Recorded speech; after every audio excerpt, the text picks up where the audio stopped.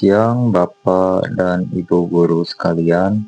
Saya Evan Orlando Stanislas Bakara dari kelas 10-6 absen 16 ingin menjelaskan materi renang gaya dada sebagai tugas pengganti PJOK.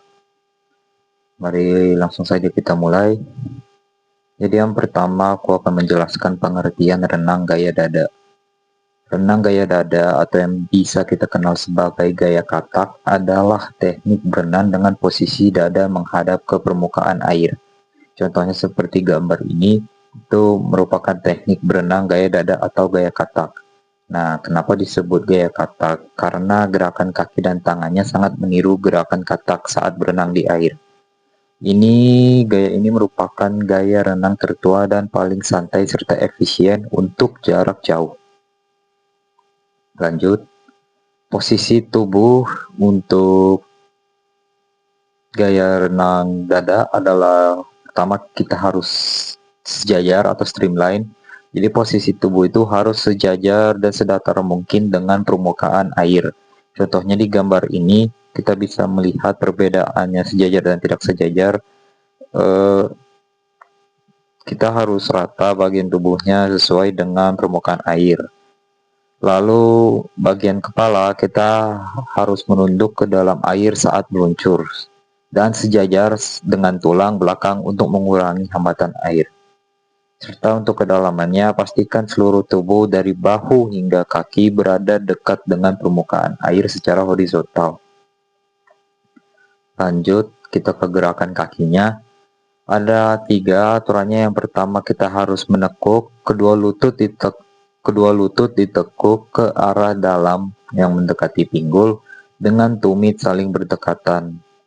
Lalu setelah itu kita bisa menendang dengan membuka kedua telapak kaki ke arah luar, lalu tendang atau dorong ke belakang membentuk lingkaran. Nih contohnya di gambar ini. Setelah ditekuk kita dorong ke belakang dengan membentuk lingkaran. Setelah itu kita bisa satukan kembali kedua kaki dengan lurus dan rapat untuk menghasilkan luncuran yang maksimal.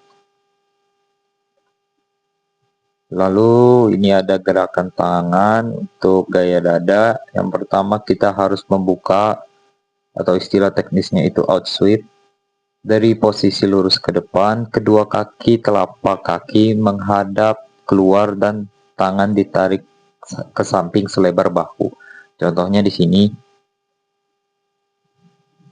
Lalu kita tarik tangan ke bawah dan ke dalam ke arah dada atau dagu seperti gerakan memeluk. Jangan menarik tangan terlalu jauh ke belakang melewati garis bahu. Lalu setelah itu kita bisa mendorong, luruskan kembali kedua tangan ke depan secara rapat untuk kembali ke posisi meluncur. Lalu di sini ada cara bernapas. Sebagai proses kita bernapas, kita mengambil napasnya itu saat tangan ditarik ke dalam, angkat kepala dan leher ke atas permukaan air secara alami untuk menghirup udara melalui mulut. Setelah itu, selain kita mengambil napas, kita bisa membuang napas juga. Jadi saat tangan kembali diluruskan ke depan dan tubuh meluncur, masukkan kembali kepala ke dalam air lalu buang napas perlahan melalui hidung atau mulut. Nah, ini yang terakhir, kesalahan-kesalahan yang sering terjadi dan cara memperbaikinya. Ini ada 4 yang utama dan paling sering. Yang pertama itu ada posisi pinggul terlalu turun sehingga tubuh tegak lurus dan menghambat laju air. Cara memperbaikinya, kita bisa menjaga pandangan tetap ke bawah saat meluncur agar posisi tubuh tetap sejajar.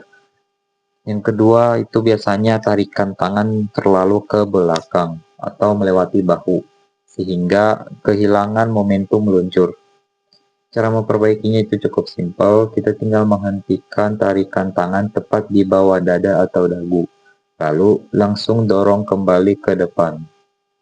Lalu yang ketiga itu adalah biasanya kaki tidak menekuk dengan benar atau menendang bergantian seperti gaya bebas. Pastikan kedua lutut ditekuk bersamaan dan telapak kaki diputar keluar sebelum menendang. Itu ya cara memperbaikinya. Lalu ada yang terakhir, itu Terkadang kita mengambil napas terlalu cepat atau telat sehingga gerakan menjadi kaku. Buat kita yang kadang masih awam ini, saking paniknya takut tenggelam atau takut salah dalam pergerakan, mungkin beberapa dari kita mengambil napas terlalu cepat. Nah, kita bisa memperbaikinya dengan menyelaraskan ritme. Jadi tangan mendayung, kepala naik sambil ambil napas, baru kita tangan lurus bersamaan dengan tendangan kaki. Oke, cukup sekian Bapak dan Ibu penjelasan dari saya. Maaf jika kurang dimengerti.